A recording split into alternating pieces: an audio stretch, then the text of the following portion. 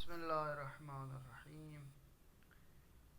ناظرین، آج حضرت امیر المومنین علی علیہ السلام کی نصیحت، جنہوں نے ماہ رمضان کی پہلی تاریخ مسجد کوفہ میں خطبہ ارشاد فرمایا اور فرماتے ہیں: خدا کی بہترین حمد و ثناء اور حضرت نبی اکرم صلی اللہ علیہ وآلہ پر صلوات و درود کے بعد فرماتے ہیں کہ اے روزہ دار، اپنے کاموں میں غور و فکر کرو، کیونکہ تم اس مہینے میں اپنے رب کے مہمان ہو۔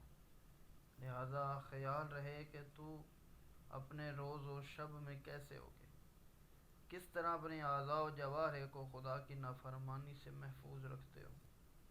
دیکھو، ایسا نہ ہو کہ تم رات میں سوتے رہو اور دن غفلت میں کاٹ دو، اس طرح پورا مہینہ ختم ہو جائے اور گناہوں کا بوجھ تمہارے دوش پر ابھی بھی باقی ہو۔ جب روزہ دار حضرات اس کی جزا پا رہے ہوں تو تم گھاٹا اٹھانے والوں میں قرار پاؤ، اور جب وہ اپنے مالک کی جانب سے انعام و اکرام سے نوازے جا رہے ہوں تو تم مرحومین میں رہو،